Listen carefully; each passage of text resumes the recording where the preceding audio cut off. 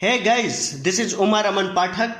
This is our lecture on Indian tradition, culture and society. This is the lecture which is beneficial for your semester and yearly examination for different universities as Dr. Abdul Kalam Technical University, Lucknow, Delhi University, Delhi, Jawaharlal Nehru University, Delhi, Allahabad University, Prayagraj or the Banaras Hindu University, Varanasi. Besides of this, if you are preparing for UPSC, UPPSC or different state public service commission examination, then this lecture is also beneficial for you. Let's start with our lecture. Let's begin with our lecture.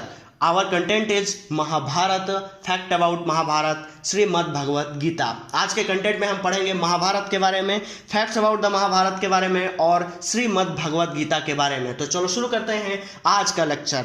Number of verses in Mahabharata is equal to 1 lakh. Mahabharata में जो श्लोकों की संख्या है वो presently 1 lakh है। महाभारत में presently श्लोकों की संख्या है 1 lakh. And this book is composed bye महर्षि कृष्ण द्वैपायन वेदव्यास। और ये किताब जो है वो महर्षि कृष्ण द्वैपायन वेदव्यास द्वारा लिखी गई है। महर्षि व्यास का जो पूरा नाम है वो महर्षि कृष्ण द्वैपायन वेदव्यास ही है, इसलिए यहाँ पे पूरा नाम लिखा गया है। Mahabharata is the one of the largest Sanskrit epic of ancient India.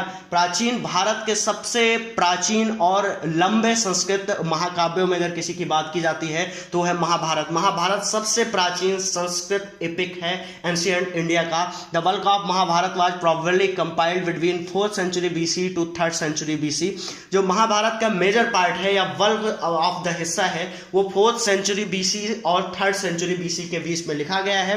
And the original event related to the epic probably fall between the 9th century and 8th century BC। और जो इसमें इवेंट्स हैं, जो घटनाएं हैं, वो 9th century BC और 8th century BC के बीच में घटित हुई होगी, ऐसा माना जाता है। The Mahabharata narrates the struggle between the two group of cousins in the battle of Kurukshetra. Mahabharata जो है वो कहानी है या इसमें जो घटनाएं हैं वो 2 कजिन्स के बीच स्ट्रगल की है, 2 चचेरे भाइयों के बीच युद्ध की है, जो कि महाभारत नाम से प्रचलित है। यह युद्ध कुरुक्षेत्र के मैदान में लड़ा जा रहा है। 2 चचेरे भाइयों के बीच युद्ध की घटना का जिक्र है महाभारत में, जो कि बैटल ऑफ कुरुक्षेत्र में लड़ा जा रहा है। And the fates of the Kaurava and Pandavas princes and their successor. और यही युद्ध जो है बैटल ऑफ जो कुरुक्षेत्र है, ये फेट्स डिसाइड करता है कौरव और पांडव प्रिंसेस के और उनके उत्तराधिकारियों और उनके सक्सेसर के।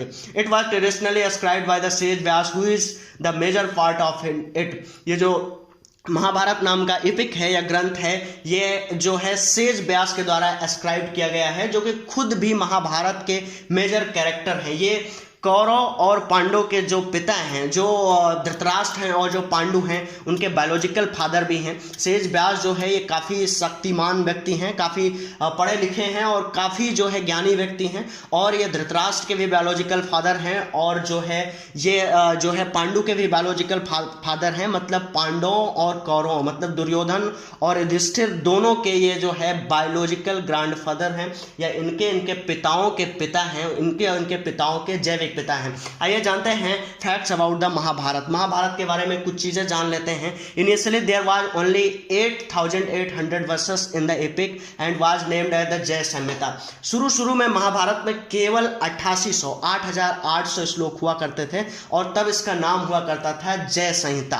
बाद में इसमें कुछ और श्लोक ऐड हुए और श्लोकों की संख्या हो गई 24,000। तब इसे कहा जाने लगा भारत संहिता। तब इसे क्या कहा जाने लगा? भारत संहिता। वर्तमान में इसमें श्लोकों की संख्या है 1 लाख और कुल मिला के इसमें शब्दों की संख्या है 1.8 मिलियन। और वर्तमान में इसको जिस नाम से जानते हैं वो नाम है महाभारत। वर्तमान में महाभारत में 1 लाख श्लोक हैं और 1 मिलियन वर्ड्स हैं और इसको वर्तमान में महाभारत के नाम से जानते हैं। At it contains 100,000 verses, so it is also called as Shata Sahasri संहिता।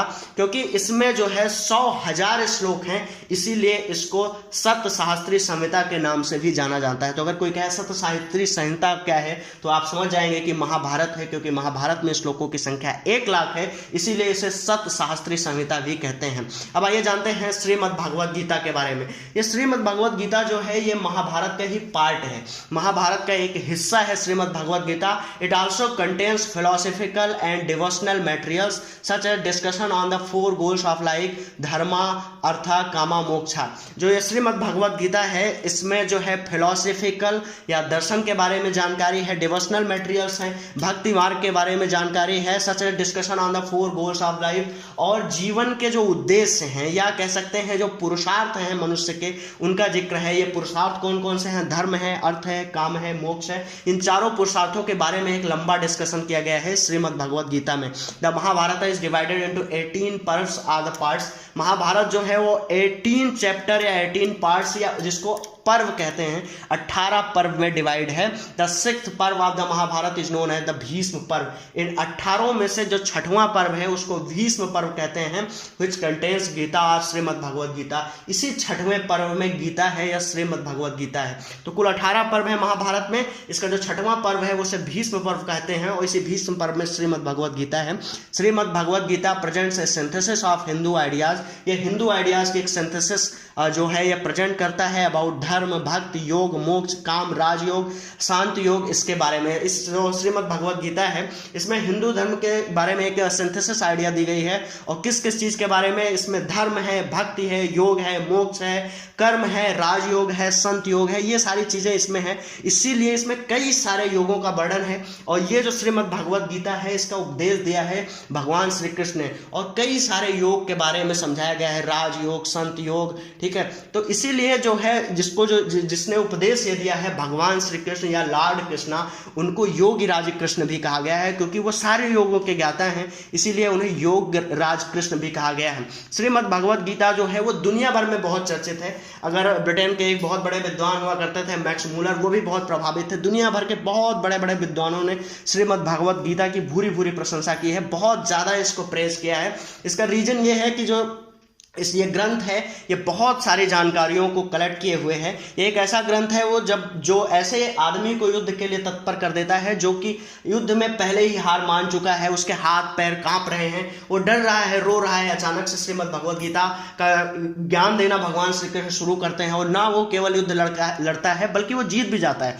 अर्जुन ने जो है महाभारत के मैदान में अस्त्र त्याग दिया था, युद्ध से मना कर दिया था, वो बिल्कुल युद्ध नहीं लड़ना चाह रहे थे, वो रो रहे थे, उनके हाथ पैर कांप रहे थे, और वो कह रहे थे हमसे अब जो है शस्त्र नहीं उठ रहे हैं। अचानक जो है ये 700 श्लोकों की श्रीमद् भगवद गीता जो है इसके बारे में भगवान श्री कृष्ण ने अर्जुन को बताया, और फिर इसको सुनने के बाद उन्होंने युद्ध किया और वो युद्ध जीते भी। तो एक हारे हुए व्यक्ति को युद्ध जिता देने का महान जो है चमत्कार हुआ है श्रीमद् भगवद गीता के द्वारा। इसमें कुल 700 श्लोक हैं, ठीक है। Mahabharata is different versions, Mahabharata के डिफरेंट वर्जन्स के बारे में हम बात कर लेते हैं यहाँ पर। Mahabharata is translated into Tamil language as the name of Bharatam Venba, या भारत बेम्बा या भारतम बेम्बा के नाम से जो है ये तमिल लैंग्वेज में ट्रांसलेट किया गया है, और इसको ट्रांसलेट किया है संगम साहित्य के एक कवि हैं, उनका नाम है पेरुन देवनार। पेरुन देवनार ने इसको भारत बेम्बा या भारतम बेम्बा नाम से जो है ये तमिल लैंग्वेज में कन्वर्ट किया है। तमिल लैंग्वेज में महाभारत को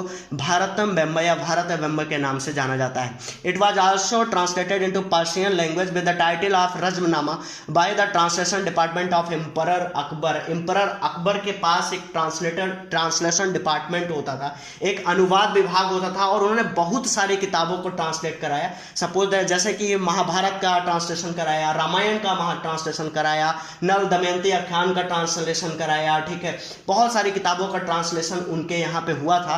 तो जो ये महाभारत है इसका भी ट्रांसलेशन पर्शियन लैंग्वेज में या फारसी भाषा में अकबर के ट्रांसलेशन डिपार्टमेंट द्वारा किया गया। किस नाम से? रज्मनामा से नाम से, रज्मनामा नाम से, रज्मनामा नाम से जो है महाभारत का ट्रांसलेशन पर्शियन लैंग्वेज या फारसी भाषा में किया गया। जो अकबर का ट्रांसलेशन डिपार्टमेंट हुआ करता था इसमें कई सारे विद्वान हुआ करते थे, और इसके हेड हुआ करते थे, इसके चीफ हुआ करते थे अबुल फजल साहब। अबुल फजल साहब जो है वो अकबर के ट्रांसलेशन डिपार्टमेंट के जो है मुखिया हुआ करते थे। ये सारे फैक्ट्स हो गए महाभारत के बारे में। आइए जान लेते हैं थोड़ा बहुत श्रीमद् भगवद गीता के बारे में। श्रीमद् भगवद गीता डिफरेंट टाइप्स के ज्ञान, भक्ति, योग और डिफरेंट टाइप्स के राजयोग के बारे में बात करती है। कई तरह के जो है बात की गई है इसमें, खास करके निष्काम कर्म की बात की गई है, ठीक है। ये कर्म बेस्ड है, ठीक है। ये जो है कर्म बेस्ड है, यहाँ पर जो है फेट की बात नहीं की गई है, या यहाँ पे लक की बात ज़्यादा नहीं की गई है।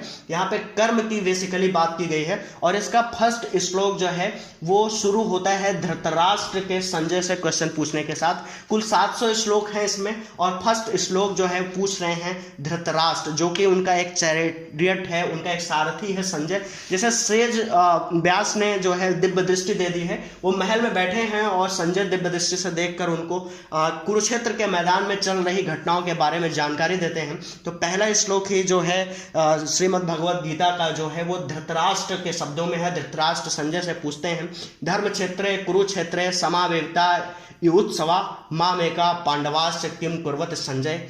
वो कहते हैं, O Sanjay, what my and Pandu's sons are doing now who are collected at the Kurukshetra with the wish of the war। इसका मतलब है, हे संजय, युद्ध की आकांक्षा से धर्म क्षेत्र कुरुक्षेत्र में एकत्रित हुए हमारे और पांडु पुत्र क्या कर रहे हैं, जरा देख के बताओ। और फिर इसके बाद शुरू होता है संजय का बताना, और फिर भगवान श्री कृष्ण का उपदेश और अर्जुन के मन में उठ रहे विषादपूर्ण क्वेश्चंस। तो इसी के साथ आप महाभारत और गीता के बारे में थोड़ा बहुत जान गए होंगे। इसी के साथ धन्यवाद। जय हिंद, जय भारत।